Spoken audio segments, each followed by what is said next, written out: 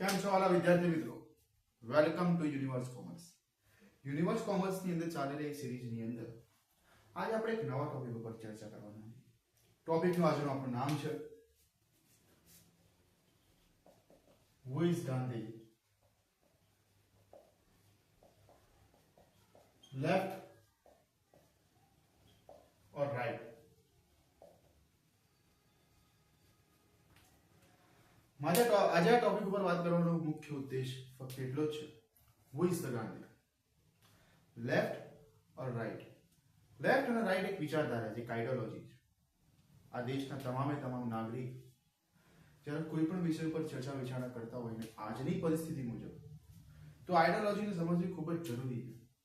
ફક્ત વિદ્યાર્થી વર્ગ માટે નહીં, પરંતુ ભારતના તમામે તમામ નાગરિક માટે આઈડિયોલોજી શું કહેવા માંગતી હોય છે, એમાંથી આપણે શું શીખવાનું છે અને આપણા જીવનની અંદર એ વસ્તુને શું ઉતારવાની છે, એના વિશે ચર્ચા કરવાની છે.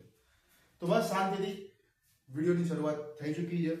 શાંતિથી એક પોતાની સરસ મજાની જગ્યાનું સ્થાન ગ્રહણ કરી પોતાના મસ્તકના જે વિચારો ખરા એને એકદમ શાંત કરી પોતાના મન આ વસ્તુ ઉપર વિચાર કરવા માટે વિમર્શ કરી નાખો.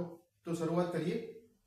તો કે સૌથી પહેલા ભારતના બંધારણની અંદર નાગરિકોની મૂળભૂત ફરજો એની અંદર પણ કીધેલું છે કે ભારતના તમામે તમામ નાગરિક એની સાંસ્કૃતિક, એની ધરાવો અને ક્રાંતિકારીઓ વિશે જે ગરિમા કરી એ જળવાઈ રહેનું ધ્યાન રાખવું જોઈએ. આજે આ ટોપિકની કેમ શરૂઆત કરવી પડી, આજે કેમ ટોપિક લેવો પડે, એની વાત વિડીયો અંતમાં કરીશું. તો વાત કરીએ ગાંધી.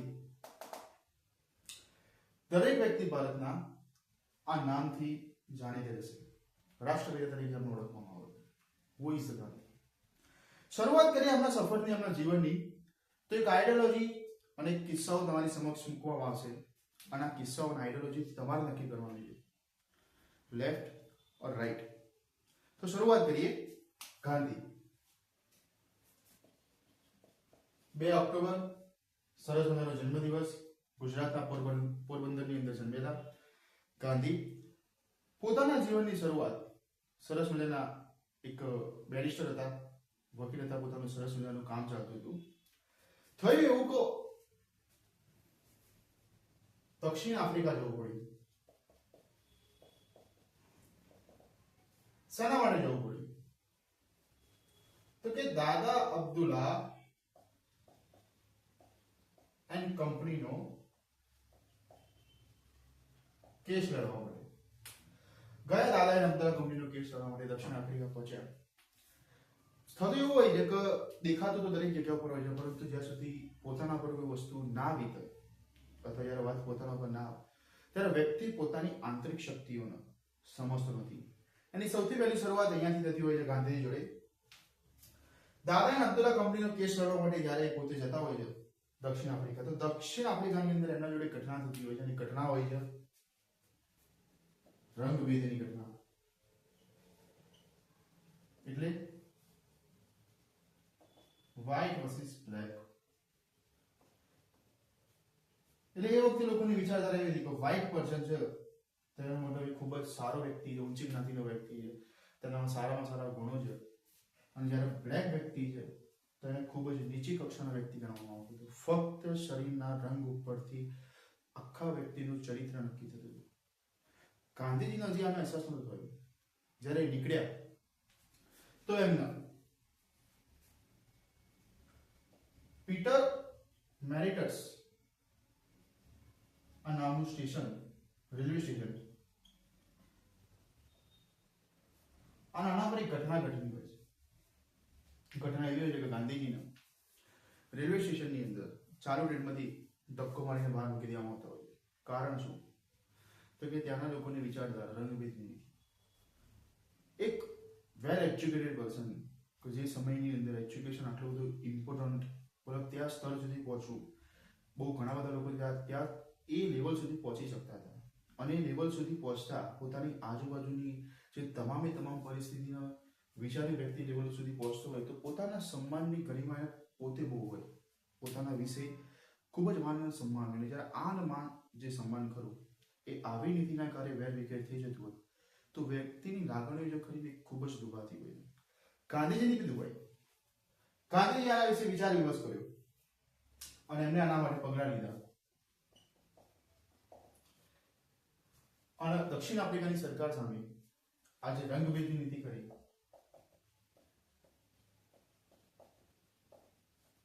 એની સામે આંદોલન કર્યું.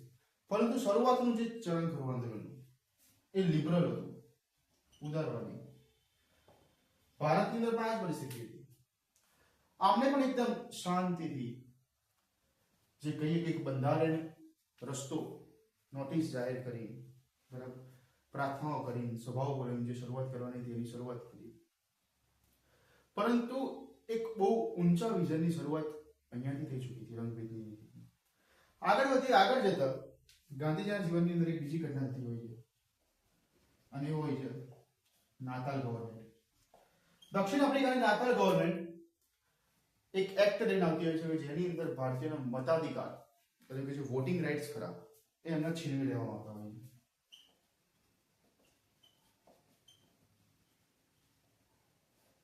આજે ભારતની અંદર કોઈને વોટિંગ રાઇટ છીનવી બતાવો શક્ય ખરું? નથી શક્ય. કેમ? કારણ કે ભારતનું બંધારણ જે ખરું એ આ બંધારણ એ કરવા માટેની પરવાનગી આપતો નથી. આ બંધારણ ખરેખર ફક્ત એક શાહીથી નહીં, પરંતુ ઘણા બધા ક્રાંતિકારીઓ, ઘણા બધા એવા આઈડિયલ લોકોની લોહીની ધારા પર એનાથી લખાયેલું છે. બહુ સરસ મજાનો આપણો ઇતિહાસ છે. આજે આપણે ઇતિહાસની ગરિમા વિશે જાણ ન થતા, બરાબર, આપણી આઈડિયોલોજી ચેન્જ થતી હોય છે. તો દરેક ભારતીય નાગરિકને પોતાના ઇતિહાસની ગરિમા વિશે તો ખબર હોવી જોઈએ. આપણું ઘર અને કુટુંબ હોય, 3-4 પેઢી પહેલા એવી ખરાબ પરિસ્થિતિની અંદર હોય તો રહેવા માટે ઝૂંપડું ના હોય, અને 3-4 પેઢીના સંઘર્ષ પછી એ ઘર આખા શહેરની અંદર સૌથી અમીર વ્યક્તિ બનતું હોય તો એ ઘર પોતાના સંઘર્ષને ભૂલતું નથી. એવી જ રીતે આપણો દેશ આ જ પરિસ્થિતિની અંદર હતો. આજે આ પરિસ્થિતિમાં આવ્યો તો સંઘર્ષ વિશે આપણને પૂરેપૂરો ખ્યાલ હોવો જોઈએ. આપણે આપણા ચર્ચાની અંદર આગળ વધતા નાતાલ ગવર્મેન્ટ વોટિંગ રાઇટ લઈને આવતા હોય એક્ટ કે બહારી લોકોને વોટિંગનો રાઇટ નથી. એમાં ભારતીયોનો પણ સમાવેશ હતો. ગાંધીજી આના માટે પણ સભાઓ સંઘર્ષ કર્યા. આગળ જતા ત્યાંની સરકાર એક બીજો એક્ટ લઈને આવતી છે, ને એ એક હોય છે રજિસ્ટર ફોર્મ. આનો મતલબ શું? તો કે રજિસ્ટર ફોર્મનો મતલબ એટલે એવો કે 8 વર્ષથી ઉપરની તમામ ભારતીય જે નાગરિકો ખરા એમને એક નિશ્ચિત તારીખ સુધી નોંધણી કરાવવાની. જો નોંધણી નહીં કરાય તો એમને ત્યાં રજિસ્ટર તરીકે, વ્યક્તિ તરીકે ગણવામાં આવશે. જો કે અંગ્રેજોના તો આવા ઘણા બધા કાયદા હતા. એમને એક કાયદો હતો સનસેટ કાયદો, મતલબ સૂર્યાસ્તમાં એની પહેલા નોંધણી કરાવી દેવાની. જો સૂર્ય આથમી ગયો તો જમીનદારી છીનવી લેવામાં આવશે. એટલી ખરાબ પરિસ્થિતિની અંદર આપણો દેશ રહી ચૂક્યો છે કે બંગાળની અંદર જે 50 વર્ષ દુકાળના રહ્યા, એ દુકાળની અંદર એ સમયની અંદર અંગ્રેજો આપણા પાસેથી ટેક્સ લીધો હતો. અને જ્યારે એના કલેક્ટર એવું લખતા હતા કે કશું જ નથી લોકો પાસે, સૂકી ઘાસ છે, ત્યારે અંગ્રેજો અધિકારીઓ કહેતા હતા કે સૂકી ઘાસ બહુ સારી વસ્તુ કહેવાય, લઈ લેવી જોઈએ, ડેકોરેશન માટે કામમાં આવશે, એ પણ લઈ લો. એટલી ખરાબ પરિસ્થિતિની અંદર તો આવી 3-4 ઘટનાઓથી શરૂઆતનો જે ફેસ કરો એ એમનો ઉદારવાદી જીવનનો રહ્યો હોય છે. લિબરલ થઈ સરકાર સામે લડતા હોય છે, એકદમ શાંતિથી સરકાર સામે લડતા હોય છે. સત્યાગ્રહની શરૂઆત એમને એ સમયથી જ કરી નાખી હતી દક્ષિણ આફ્રિકાની અંદર. ભારતની આવતાની સાથે તો એમને સીધી બેટિંગ જ કરી, નેટ પ્રેક્ટિસ કરી, એ એમને દક્ષિણ આફ્રિકાની અંદર કરી. દક્ષિણ આફ્રિકાની અંદર એક મહત્વની ઘટના ઘટી, અને એ ઘટના હતી ત્યાંની ગવર્મેન્ટ એક એક્ટ લઈને આવતી હોય છે, અને એ એક્ટ હોય છે મેરેજ એક્ટ. બહુ સરસ મજાનો એક્ટ હોય છે, સાંભળવા જેવો છે.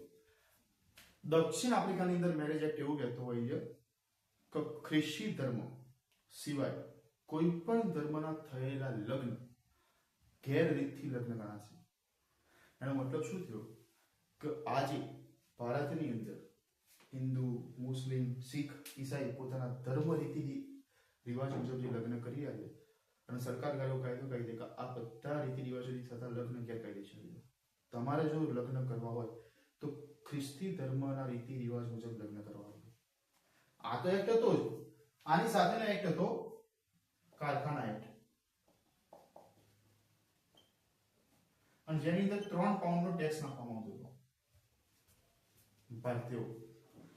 ત્યારે ગાંધીજીને એમ થયું કે ઉદારવાદી ચરણથી કામકાજ નહીં ચાલે, થોડું આગળ વધવું પડશે. અને એમનો જે સત્યાગ્રહી એમના જે આખા જીવનની અંદર એમની જીવન સત્યાગ્રહની આજુબાજુ રહ્યું, એ સત્યાગ્રહની શરૂઆત અહીંયાથી થતી હોય છે. અને આફ્રિકાના ડર્બનની અંદર ફિનિક્સ આશ્રમની સ્થાપના કરતા હોય છે.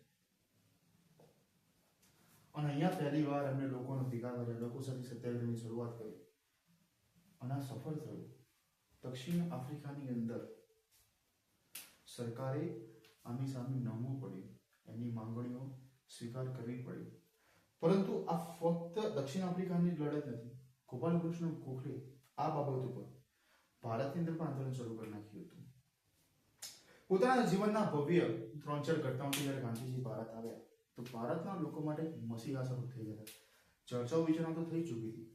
જે સત્યાગ્રહી હતા, જે લોકો હતા, એમને આ વસ્તુ વિશેની જાણ પોતાના પ્રેસ, પોતાની બહાર પાડેલી પત્રિકાઓની અંદર લખવાની, એના વિશે લેખ લખવાની શરૂઆત કરી નાખી હતી. ગાંધીજીની એન્ટ્રી જ્યારે ભારતની અંદર થતી હોય તો અંગ્રેજ સરકાર એમને બિરુદો આપતી હોય. બિરુદની તો ઉપાધિ કેસરે હિન્દ.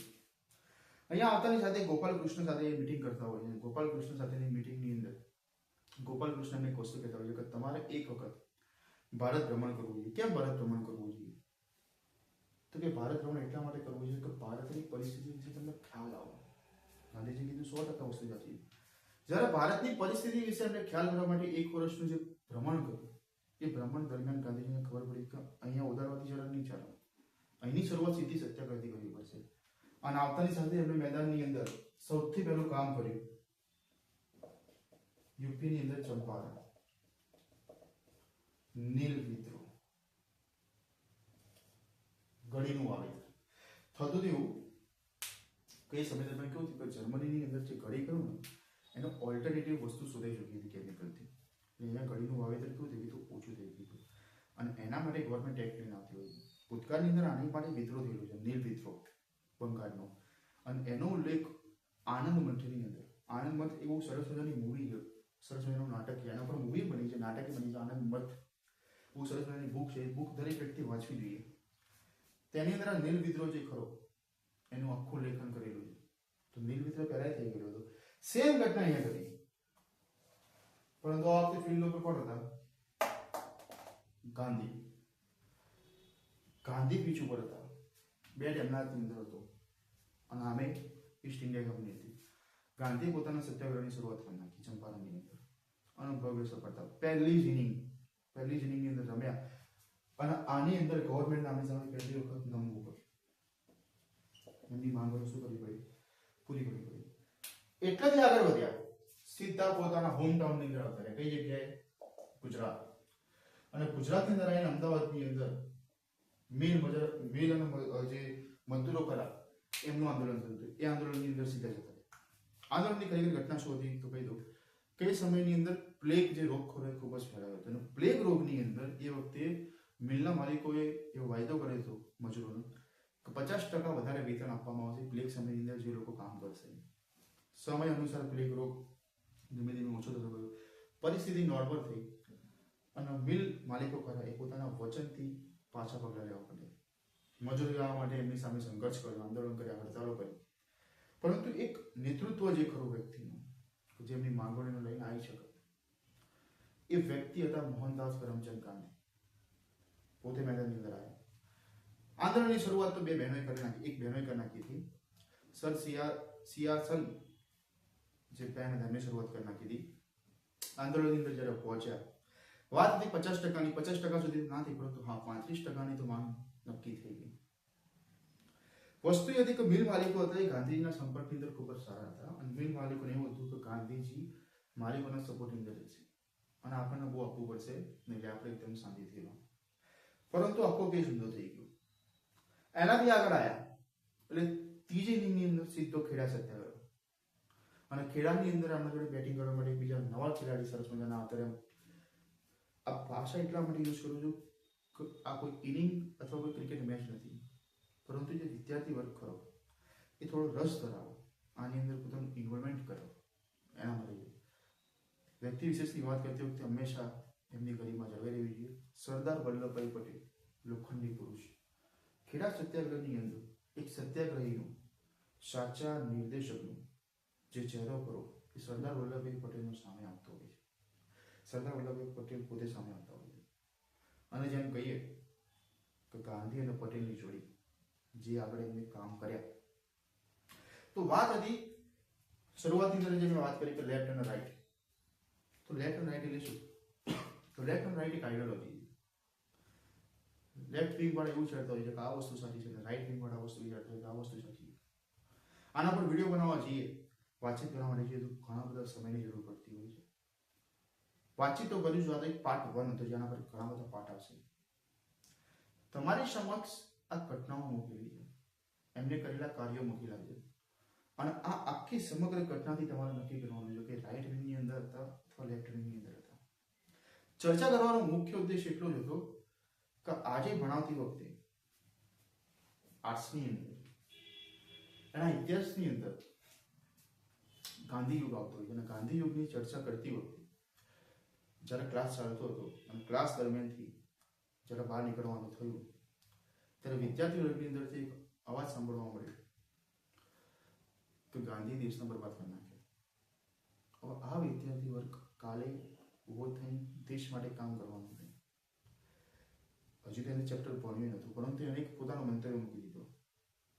આટલા મોટા વ્યક્તિત્વ ધરાવનાર વ્યક્તિ વિશે જેના વિશેનો આપણને ખ્યાલ જ નથી. હા, આપણી વિચારધારા હોઈ શકે છે ઘણા પોઈન્ટ્સ ઉપર. તમને આગળ જરા સિરીઝની અંદર તમે જોડાશો તો તમને આગળ લાગશે કે આ વસ્તુ પર એ ખોટા હોઈ શકે છે, આ વસ્તુ પર એ સાચા હોઈ શકે છે, પરંતુ સંપૂર્ણ તમારો નિર્ણય આખી ઘટના, સમગ્ર ઘટના જાણ્યા પછી જ થવો જોઈએ. તો બસ આજનું આટલું સુધી રાખતા આગળની સિરીઝની અંદર વાતચીત કરીશું, અને પોતાની કમેન્ટ્સની અંદર ખાસ જણાવજો કે ગાંધી લેફ્ટ और राइट. અને વાતચીત કરતા કે ગુજરાતના વિદ્યાર્થી વર્ગ જો યુનિવર્સ કોમર્સ તમારી પાસે તમારી માટે જો મહત્વનું કામ કરી રહ્યું અને આ કામની અંદર તમે અમારી સાથે જોડાવો છો, તમારો પ્રેમ વિદ્યાર્થી બાળકો મિત્રોનો પ્રેમ અમને મળતો હોય છે, તો આની અંદર આજે ગવર્મેન્ટ ફિલ્ડની અંદર જે લોકો કામ કરી રહ્યા છે અથવા ગવર્મેન્ટ ફિલ્ડ માટે જે તૈયારી કરી રહ્યા છે એ તમામ વિદ્યાર્થી વર્ગ, ગુજરાતના તમામ વિદ્યાર્થી વર્ગ માટે એક સંપૂર્ણ વ્યવસ્થિત જો સિરીઝ તમારે જોતી હોય તેના માટે પ્લીઝ કમેન્ટની અંદર જાણ કરજો. જય હિન્દ, જય ભારત.